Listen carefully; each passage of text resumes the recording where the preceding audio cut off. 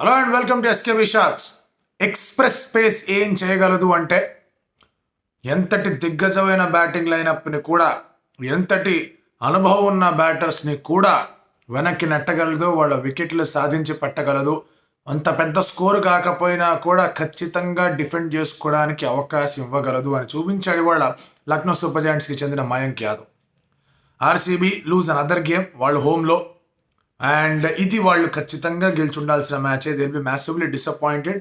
అసలు ఇందులో ఏమేమి మలుపులు తిరిగాయి, ఎక్కడెక్కడ ఏం జరిగిందో వాటి గురించి లెట్స్ గెట్ స్టార్టెడ్.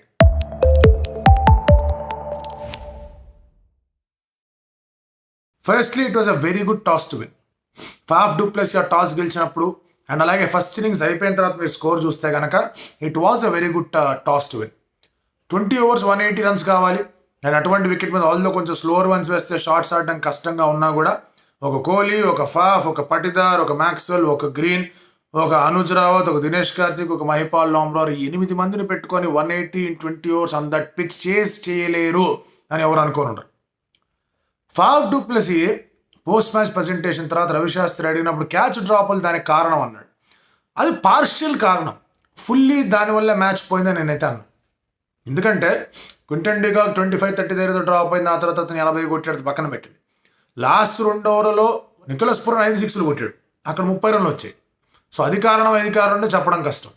బట్ ఆ రెండింటికన్నా కూడా despite of catch drops, in spite of 5 6, ఈ రెండు అయ్యి కూడా 180 was a గెటబుల్ score.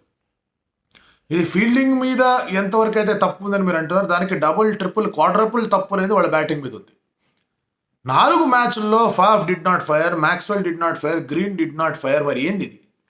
A batting lineup అయితే వాళ్ళు ఆర్సీబీ ఫ్యాన్స్కి, ఆర్సీబీ యాజమాన్యానికి, ఆర్సీబీ టీంకి నమ్మకం ఉందో అదే బ్యాటింగ్ యూనిట్ 3 మ్యాచ్లు ఫెయిల్ అయింది హోమ్ గ్రౌండ్. సరే ఫస్ట్ మ్యాచ్ చెన్నైకి వెళ్ళారు, సరే కుదురుకోలేదు. అంటే 3 మ్యాచ్లు వరుసగా హోమ్లో ఆడారు కదా, 3 మ్యాచ్లు దే ఫెయిల్. విరాట్ కోహ్లీ తర్వాత 1 person gave them assurance, okay fine నేను ఫామ్లో ఉన్నా అని చెప్పి దినేష్ కార్తిక్ మాత్రమే. సరే వాళ్ళ లామ్రార్ కూడా ఆడాడు కాబట్టి లామ్రార్ కూడా ఆ తోవకి చెందుతాడు. లేదంటే it is a massive failure RCB batting నుంచి. బట్ అంతకన్నా ముందు బౌలింగ్లో ఏం జరిగింది? స్టార్టింగ్ చాలా అగ్రెసివ్గా క్వింటన్ డికాక్ స్టార్ట్ చేశాడు. 3 overs 30 runs ఎంతో స్కోర్ ఉండింది. దెన్ మ్యాక్స్వెల్ని తీసుకొచ్చాడు, అతను కంటైన్ కూడా చేశాడు. కేఎల్ రాహుల్ వికెట్ కూడా పడింది. పవర్ ప్లే నుంచి యాక్సలరేట్ చేద్దాం అనుకుంటున్నారు, అది వర్కౌట్ కాలేదు. దేవదత్ పడికల్లో అవుట్ అయిపోయాడు. దేవదత్ పడికల్ ఎల్ఎస్జీకి బ్యాటింగ్ పరంగా 3 మ్యాచ్ల్లోనూ కాంట్రిబ్యూషన్ గుండుసున్నా ఏమీ చేయలే. కానీ ఫీల్డింగ్లో మాత్రం 1 పక్కన 2 సున్నాలు, 100కి 100 ఇచ్చాడు. ఇవాళ కూడా అతను డైవ్ చేసి సేవ్ చేసిన 4 కానివ్వండి, అతను బ్యాట్స్మెన్ మీద పెట్టిన ప్రెషర్లు కానివ్వండి, అటు క్యాచ్ల ద్వారా కానివ్వండి, గ్రౌండ్ ఫీల్డింగ్ ద్వారా అద్భుతమైన రీతిలో అతను కాంట్రిబ్యూషన్ ఇచ్చాడు. కానీ if is not batting then చాలా పెద్ద సమస్యలు అయిపోతాయి అతనికి కూడా. ఎందుకంటే ఫీల్డర్గా రావాలంటే ఏదైనా ప్లేస్ సబ్స్టిట్యూట్గా కూడా రావచ్చు. బట్ టీంలో ఉండాలి, ఆడాలి అనుకుంటే కనుక ఈ నీడ్స్ టు ఫైర్. అది అవ్వలేదు దేవదత్ పడికల్ దగ్గర నుంచి. ఆ తర్వాత మళ్ళీ క్రమేణా మీరు చూసుకుంటే స్టాయినిస్ కొంచెం ఆడుతున్నాడు అనుకుంటే అతను అవుట్ అయిపోయాడు. దెన్ పూరన్ అండ్ డికాక్ బాగానే ఆడాడు. డికాక్ సరే అవుట్ అయ్యాడు, పూరన్ లాస్ట్లో అదరగొట్టాడు. సో ఇవన్నీ కలుపుకొని ఓ క్యాచ్ డ్రాప్ ఏదో అయిందన్నాడు, ఇమీడియట్గా అక్కడ వేరే వికెట్ కూడా పడింది. సో ఆ క్యాచ్ డ్రాప్ తాలూకు ఎఫెక్ట్ అనేది ఉన్నా అదేదో మరీ ఇంకా మ్యాచ్ ఓడిపోయే ఎఫెక్ట్ అయితే కాదు. సిరాజ్ హార్డ్ లెంగ్స్ అనేవి బాగానే బౌలింగ్ చేస్తాడు. చిన్నస్వామి ఫ్లాట్ వికెట్ మీద హార్డ్ లెంగ్స్తో పాటు అద్భుతమైన లైన్లో కూడా వేసాడు. లాస్ట్ ఇయర్ అతని ఎకానమీస్ ఓన్లీ అరౌండ్ 7.2 7.3 ఈ చిన్నస్వామిలో, అది చాలా పెద్ద రికార్డ్ అది. బట్ ఇక్కడ ఏమైంది అంటే స్లోవర్ వన్స్ బాగా ఎఫెక్టివ్గా ఉన్నప్పుడు హార్డ్ లెంగ్స్ వేయడమే కాదు, పేస్తో వేయడమే కాదు, లైన్ అనేది కొంచెం మిస్ అయింది. దాంతో కొట్టారు. ఈ మ్యాచ్లోనూ కొట్టారు, లాస్ట్ మ్యాచ్లోనూ కొట్టారు. వైశాఖ్ విజయ్ కుమార్ తను బాగా అర్థం చేసుకున్నాడు, స్లోవర్ వన్స్ వేసాడు, చక్కటి బౌలింగ్ వేశాడు. రీస్టాప్లో అల్జరీ జోసెఫ్ ప్లేస్లో వచ్చాడు. ఫస్ట్ ఓవర్లో 12 తిన్నాడు, లాస్ట్ ఓవర్లో 14 అంత తిన్నాడు. తర్వాత మధ్యలో 2 overs మాత్రం 7 runs మాత్రం ఒక వికెట్ తీశాడు. సో ఎప్పుడెప్పుడైతే ఆర్సీబీ బౌలర్స్ ఆ స్లోవర్ వన్స్ చేశారో they got the better of the batters. Maxwell అద్భుతమైన రీతిలో బౌలింగ్లో వికెట్లు తీశాడు. మ్యాక్స్వెల్ అన్ని మ్యాచ్లో బౌలింగ్ కాంట్రిబ్యూషన్ ఉంది, బ్యాట్తో కాంట్రిబ్యూషన్ లేదు. 4 innings ఒకే ఒక ఇన్నింగ్స్లో దాదాపుగా 30 ఎంతో చేరాడు. లాస్ట్ 2 seasons మ్యాక్స్వెల్ ఆడిన ఆట చూస్తే కనుక ఆహా మ్యాక్స్వెల్ అనుకున్నారు. ఇప్పుడేమో ఎప్పుడయ్యా మ్యాక్స్వెల్ అని అడుగుతున్నారు ఆర్సీబీ ఫ్యాన్స్ అందరూ కూడా. బట్ 181 182 ఆ టార్గెట్ని చేసేసేటప్పుడు డెఫినెట్లీ మొమెంటం కానీ లేకపోతే ఈ మ్యాచ్లో ఫేవరెట్ ఎవరు అని చెప్పి ఒక ఆస్పెక్ట్ కానీ ఆర్సీబీ వైపే ఉంది. ఇక్కడ కేఎల్ రాహుల్ని కానివ్వండి, తర్వాత థింక్ ట్యాంక్ ఆఫ్ ఎల్ఎస్జీని కానివ్వండి, వాళ్ళని పొగడాలి. ఎందుకంటే ఫాఫ్ కానీ, కోహ్లీ కానీ, మ్యాక్సీ కానీ లెఫ్ట్ ఆర్మ్ స్పిన్నర్లు దొరుకుతారు. అందుకే ఏం చేశారు, సిద్ధార్థ మణిమారని ఇంపాక్ట్గా తెచ్చుకున్నారు. అతను చెపాక్ సూపర్ గిల్లీస్కి ఆడాడు, ఆ తర్వాత తమిళనాడుకి ఆడాడు, వీటన్నిటికీ ఆడాడు అతన్ని తెచ్చుకున్నారు. కృణాల్ పాండ్యాని ఇంకో సైడ్ నుంచి ఓపెన్ చేయించారు. సో ఇనిషియల్ డాట్ బాల్స్ పడ్డాయి, సరే కృణాల్ పాండ్యాని 8 రన్లు కొట్టాడు, ఓకే బాగానే ఉంది అనుకున్నారు. థర్డ్ ఓవర్ నవీన్ ఉలక్ని తెచ్చాడు. జస్ట్ టు సీ ఏం చేస్తారు, ఇక్కడ ఏమన్నా తేడాగా చేస్తారు, ఈ బౌలర్కి ఏమైనా అటాక్ చేసే ప్రయత్నంలో వికెట్లు పడతాయి, రన్లు వచ్చాయి. మళ్ళీ ఇమ్మీడియట్లీ అక్కడ మీరు మళ్ళీ ఇతన్ని సిద్ధార్థ మణిమారన్ తీసుకొచ్చాడు. మంచి షాట్ కొట్టాడు కోహ్లీ, మంచి షాట్ అది, ఆ స్ట్రైట్ ఆ 4 వెళ్ళడం అనేది చాలా బాగా కనిపించాడు. కొన్ని డాట్ బాల్స్ న్యాచురల్గానే పడుతూ ఉంటాయి అటువంటి టైంలో అలాంటి పిచ్ మీద, అండ్ డాట్ బాల్స్ కాస్త ఎక్కువే. సరే ఎలాగైనా సరే ఇతను కొంచెం ఆఫ్ చేయాలని చెప్పేసి ఆడే ప్రయత్నం చేశాడు. అతను తెలివి కొంచెం పక్కకి వేసాడు, టాప్ ఎడ్జ్ తగిలింది, షార్ట్ పాయింట్లో క్యాచ్, కోహ్లీ గాన్. ఇది ఆర్సీబీకి ఈ మ్యాచ్ ఓడిపోవడానికి మనం మాట్లాడుకునే అతి ముఖ్యమైన అతి పెద్దదైన టర్నింగ్ పాయింట్. ఆ క్యాచ్ డ్రాప్లో, ఆ 5 6లో కాదు, ఇది ఈ వికెట్. ఎందుకంటే ఈ was the only man in form. And ఈ 180 చేజ్ అనేది కోహ్లీకి బటర్తో పెట్టిన ఎడ్యుకేషన్, వెనతో పెట్టిన విద్య. ఇటువంటి చేజులు ఎన్నెన్నో చేశాడు. ఇటువంటి చేజులో స్ట్రైక్ రేట్ ప్రెషర్ ఉండదు, ఇంకేదో ప్రెషర్ ఉండదు. ఏం కావాలి, ఎలా కావాలనే లెక్క చాలా కరెక్ట్గా ఉంటుంది. అలాంటి కరెక్ట్ అయిన లెక్క తెలిసిన కోహ్లీ వికెట్ అనేది అక్కడ పడడంతో మొత్తం ఆర్సీబీ బ్యాటింగ్ లైనప్లో కొంచెం, అంటే వాళ్ళు ఏదో బెదిరిపోయారు అదిరిపోయారు అని చెప్పను కానీ ఒక చిన్న ఇబ్బంది అనేది ఎదురైంది. గ్రీన్ని వాళ్ళు 1 డౌన్ ఆడించే గ్రీన్ రజత్ పటిదార్ని పిలుచుకొచ్చారు. Probably better player of spin అనో లేదా గ్రీన్ని కొంచెం ఆపుదామని.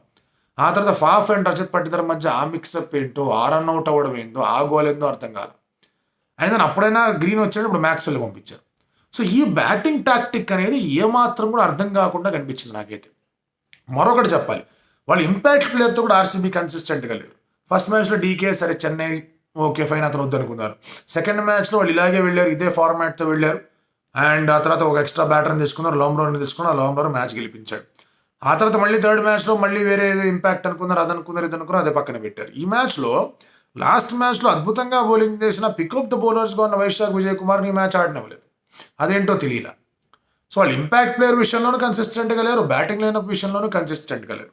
లాస్ట్ గేమ్లో 1 డౌన్ వచ్చినప్పుడు గ్రీన్ కొట్టాడు, అక్కడ పరుగులు 35 అంత కొట్టాడు, ఆడిని వాళ్ళు వచ్చి అలా కాకుండా ఇంకేదో పనులు చేశారు. ఆ తర్వాత ఎప్పుడైతే మయాంక్ యాదవ్ దించాడు, మయాంక్ యాదవ్తో probably KL Rahul would have been thinking ఒక వికెట్ వచ్చి ఉంటే ఇంకా బెటర్గా అతనికి మనం అటాక్ సెట్ చేసి ఉండొచ్చు అది ఇది అని. ఎందుకంటే ఎంత కాదనుకున్నా కూడా, ఎంత తోప్ బౌలర్ అయినా కూడా, if is bowling to Virat Kohli, if is bowling to Rohit Sharma, if is bowling to MS Dhoni, కొంచెం ఆగుతారు, కొంచెం ఆలోచిస్తారు. For what all they have achieved in the field of cricket. ఎంతటి యంగ్స్టర్ బౌలర్ అయినా కూడా బాగా చేయాలని మోటివేషన్ ఉంటుంది, ఆ మోటివేషన్లో కాస్త ఒత్తిడి కూడా ఉంటుంది. సో కేఎల్ రాహుల్ కూడా ఆల్సో థాట్ కొంచెం ఒక వికెట్ పడితే బాగుంటుంది, వికెట్ పడింది. అండ్ పోయి కోహ్లీ వికెటే పడింది, వాళ్ళకి ఫుల్ అడ్వాంటేజ్ వచ్చింది. దాంతో ఎప్పుడైతే ఫాఫ్ కూడా అలా సూసైడల్ రన్అట్ ఏదైతే అయిందో, మ్యాక్స్వెల్ మీద అటాక్ చేద్దాం, లెట్స్ గో ఫర్ ఇట్ అనుకున్నారు. మ్యాక్స్వెల్ మీద షాట్ ఆడే ప్రయత్నం చేశాడు, అతను మిడాన్ దగ్గర చిక్కాడు, అతను అవుట్ అయిపోయాడు, గ్రీన్ కూడా అవుట్ అయిపోయాడు. ఇదేంట్రా గోలా అనిపించింది. కాసంత వరకు రజత్ పాటిదార్ కొంచెం ఫామ్ చూపించే ప్రయత్నం చేశాడు. అతను సెకండ్ మ్యాచ్లో కూడా చేసేటప్పుడు బాగానే ఆడాడు. సరే అతను స్ట్రైక్ రేటు అది సరిగా వర్కౌట్ కాకపోయినా హి డిడ్ కాంట్రిబ్యూట్ ఆ టైంలో విరాట్ కోహ్లీతో. అండ్ రజత్ పాటిదార్ ఇదే టీం మీద ఆ ముగ్గురు హేమాహేమి, కోహ్లీ, మ్యాక్స్వెల్ అండ్ ఫాఫ్ ఆ కేజీఎఫ్ ఆడినప్పుడు ఈ రజత్ పాటిదారే ఆడాడు. 2 ఏళ్ల క్రితం ఇదే జట్టుగా అగెన్స్ట్గా ఆ ముగ్గురు ఆడినప్పుడు ఇతను 3 అంకెల సంఖ్య చేసి అక్కడ మ్యాచ్ని గెలిపించాడు. So Rajat Patidar thought okay fine, ఇదేదో బాగానే ఉంది, ఈ టీమే Chinnaswamy stadium, I get back into some form అని మళ్ళీ బౌన్సర్ మళ్ళీ కొట్టబోయాడు, మళ్ళీ అవుట్ అయ్యాడు. సో దాంతో Anuj Rawat was going nowhere. మన స్టాయినిస్ బౌలింగ్లో వైడ్ 4 వెళ్ళింది, నా తర్వాత వచ్చి క్యాచ్ కొట్టబోయాడు, మంచి క్యాచ్ పట్టుకున్నారు, అతను అవుట్ అయిపోయాడు. లాంబ్రోవర్ ఉండి కాస్త మంచి సపోర్ట్ అనేది అందించే ప్రయత్నం చేశాడు, బాగా ఆడాడు అతను. లాంబ్రోవర్ డీకే ఉన్నప్పుడు 5 overs 77 కావాలి, 4 oversకి వచ్చేసరికి బాగానే కనిపిస్తుంది, 4 overs 59, ఇదేదో బాగానే ఉంది, వర్కౌట్ అవుతుంది అనుకునే టైంలో నవీన్ ఉలక్ వచ్చాడు బౌలింగ్కి. నవీన్ ఉలక్ బౌలింగ్లో కరెక్ట్గా రెడీ అయి ఉన్నాడు ఆ పుల్ షాట్ కొట్టడానికి. ఆ పుల్ షాట్ కొట్టడానికి రెడీ ఉన్నాడు, ఆ బౌన్స్ని సరిగ్గా జడ్జ్ చేయలేకపోయాడు, గ్లౌకి తగిలింది, కేఎల్ రాహుల్ చేతిలో క్యాచ్ పడింది. ఇది 2వ టర్నింగ్ పాయింట్. ఆర్సీబీ డిఫీట్ అనేది చవి చూడడానికి ఇది ఇంకొక ప్రధానమైన టర్నింగ్ పాయింట్. కోహ్లీ వికెట్ ఎంత ముఖ్యమో డీకే వికెట్ కూడా ఇక్కడ అంతే ఇంపార్టెన్స్ అనేది సంతరించుకుంది. సో క్రూషల్ టైమ్స్లో వికెట్లు అనేవి లక్నో సూపర్ జాయింట్ బౌలర్స్ తెచ్చుకుంటూ వచ్చారు. సో డీకే వికెట్ పడిన తర్వాత ఇంకా అదొక అద్భుతమైన త్రో ఇస్త్రీ కొట్టాడు నికోలస్ పురాన్ మయాంక్ దగ్గర రన్అట్ చేయడానికి. తర్వాత సిరాజ్ బిష్ణా ఎల్బిడబ్ల్యూ డిసిషన్ ఇచ్చిన డిఆర్ఎస్ అది గానే సరే 2 6లు కొట్టాడు. బట్ సిరాజ్ దగ్గర కూడా నికోలస్ పురాన్ అద్భుతమైన క్యాచ్ అందుకున్నాడు. క్వింటన్ డికాక్ 81 కొట్టడం, నికలస్ పురన్ లాస్ట్లో వచ్చి అలాంటి హిట్లు బాగా గట్టిగా తగిలించడం, మయాంక్ యాదవ్ వచ్చి ఇలా బౌలింగ్ చేయడం, అండ్ ఆర్సీబీ కొన్ని వాళ్ళు స్వయంకృతమైన అపరాధాలు చేసుకుంటూ రావడం, ఇవన్నీ కూడా ఈ మ్యాచ్ లక్నో సూపర్ జైంట్స్ వెళ్ళే వైపు తిప్పాయి. మనం పొద్దున కూడా మాట్లాడుకున్నాం, వీళ్ళిద్దరి మధ్య లక్నో సూపర్ జైంట్స్కి ఆ టీం అనేది ఇంకొంచెం స్ట్రాంగ్గా కనిపిస్తోంది. And although it's home ground అది ఇది మనం మాట్లాడుకున్నా కూడా లక్నో మైట్ డూ వెల్ అని పొద్దున కూడా మాట్లాడుకుంది. దానికి కారణం ఏంటంటే వాళ్ళు ఉన్న వాళ్ళతో గట్టిగా ప్లానింగ్ చేయగలరు. మోసీన్ లేడు ఇప్పుడు, they got in Yash Thakur, అయినా కూడా వాళ్ళ ఫాస్ట్ బౌలర్ని ఎంత అద్భుతంగా అతను తీసుకొచ్చాడు. As many 7 options have been used. ఇక్కడ సిద్ధార్థ్ మణిమారన్ తీసుకొచ్చాడు ఇంపాక్ట్ ప్లేయర్గా. అదే ఆర్సీబీ విషయానికి వస్తే they had no clarity. Alzarri Joseph లేడు, రీస్టాప్లో వచ్చాడు బాగానే అన్నమాట, అతను రన్స్కి వెళ్ళాడు. వైశాఖ్ విజయ్ కుమార్ బాగానే ఉన్నాడు కదా, ఏంటి ప్రాబ్లం అనేది అర్థం కావట్లా. జనరల్గా ఆర్సీబీతో ఏంటంటే బ్యాటింగ్ బాగుంటుంది, బౌలింగ్ అనేది చేతులు ఎత్తేస్తుంది. ఈసారి ఈ మ్యాచ్లో బౌలింగ్ యాక్చువల్గా బాగుంది, బ్యాటింగ్ 4 మ్యాచ్లు చేతులు ఎత్తేస్తుంది. సో జనాలందరికీ బ్యాటింగ్ ఎట్లాగా ఫెయిల్ అవుతుంది కదా, విల్ జాక్సన్ తీసుకొద్దాం, ఆల్ ఇండియన్ బౌలింగ్ అటాక్తో వెళ్దాం, ఇంకెంతకన్నా చేసేది ఏం లేదు, అట్లీస్ట్ చిన్నస్వామిని ఇంకో 4 మ్యాచ్లు గెలవాలంటే బ్యాటింగ్ అనేది అద్భుతంగా ఉండాలని చెప్పేసి మాట్లాడుతున్నారు. బట్ దానికన్నా ముందు ఒక సరైన అసెస్మెంట్ రావాలి, ఎందుకు ఓడిపోతున్నారు మ్యాచ్లో. అదే ఎల్ఎస్జీ పాయింట్ ఆఫ్ వ్యూ నుంచి మాట్లాడుకుంటే కనుక they are super happy. First match వాళ్ళు ఓడిపోయారు, బట్ సెకండ్ మ్యాచ్లో మళ్ళీ అదే మయాంక్ యాదవ్ వచ్చి పంజాబ్ కింగ్స్ ఆయనకి నెట్టాడు. బేర్స్తో లేట్గా రావడం, అతను ఇంజరీ అని చెప్పడం, అతను సరిగ్గా యూటిలైజ్ చేసుకోలేకపోవడం, చాలా రభస జరిగిపోయింది ఆ మ్యాచ్ గురించి. But still it was a fantastic bowling effort. నేను ఇక్కడ కూడా అలాంటి అద్భుతమైన బౌలింగ్ ఎఫర్ట్ కనిపించింది. సో ఇంతటి పేస్తో ఇంత బాగా మయాంక్ యాదవ్ వేస్తున్నాడు. ఎస్, అతనికి లాస్ట్ ఇయర్ కొంచెం ఇంజరీస్ అవి ఇవి జరిగాయి, బట్ ఇంత బాగా వేస్తున్నాడు. చాలామంది అతన్ని T20 వరల్డ్ కప్ కూడా పట్టుకోవాలని మాట్లాడుతున్నారు. ఇట్ ఈస్ టూ ఎర్లీ కాదనట్లా, but at least stand by substitute కన్నా ఖచ్చితంగా తీసుకెళ్తారు అతను, నా ఫీలింగ్ నాకు ఉంది. దాని గురించి సపరేట్ వీడియోలో మాట్లాడుకుందాం. బట్ మొదటి మ్యాచ్ ఓడిపోయిన తర్వాత 2 మ్యాచ్లో వాళ్ళ బ్యాటింగ్ పూర్తి స్థాయిలో ఫైర్ కాకపోయినా లక్నో సూపర్ జైంట్స్ది somehow they can defend the scores. And వాళ్ళకి స్కోర్ డిఫెన్స్లో వాళ్ళకి వచ్చిన విజయాల సంఖ్య చాలా ఎక్కువగా ఉంది. లాస్ట్ 2 సీజన్లో ఈ సీజన్తో కూడా కలుపుకొని defending the score is very good. And దానికి మరింత కాన్ఫిడెన్స్ అనేది ఇటువంటి బౌలింగ్ పర్ఫార్మెన్స్ అనేది చేకూర్చింది. ఆర్సీబీ 2 మ్యాచ్లు హోమ్లో ఓడిపోయారు. ఇప్పటిదాకా జరిగిన 15 మ్యాచ్ల్లో 12 మ్యాచ్ల్లో హోమ్ టీం విజయం సాధిస్తే 3 మ్యాచ్ల్లో హోమ్ టీం పరాజయం పాలైంది. అందులో 2 సార్లు ఆర్సీబీ ఉంది. They cannot make Chinnaswamy their fortress, అందులో డౌటే లేదు. వాళ్ళు పిలుస్తారు దాన్ని ఫోర్ట్రెస్ అని, పిలిచినంత మాత్రాన అది కోట అయిపోదు, అది మోతే వాళ్ళకి. ఎందుకంటే they are not able to utilise ఆ ఒక సర్ఫేస్ని కానీ, దాని తగ్గట్టు బౌలర్స్ని కానీ, లేదా దాని తగ్గట్టు బ్యాటింగ్ ట్వీకింగ్ కానీ ఏది జరగల. ఇవాల్టి డిఫీట్ అనేది డెఫినెట్లీ మొన్న డిఫీటే కేకేఆర్తో అగేన్స్ట్గా ఆ బౌలింగ్ ఏంటో అనుకున్నాం, కానీ today was a complete failure. టాక్టికల్గానే ఫెయిల్యూర్, బ్యాటింగ్ పరంగానే ఫెయిల్యూర్, అన్ని విధాలుగా ఫెయిల్యూర్ అయ్యారు. అండ్ ఇది వాళ్ళు ఫెయిల్ అవ్వడం మాత్రమే కాదు, they're giving another team a very good feeling.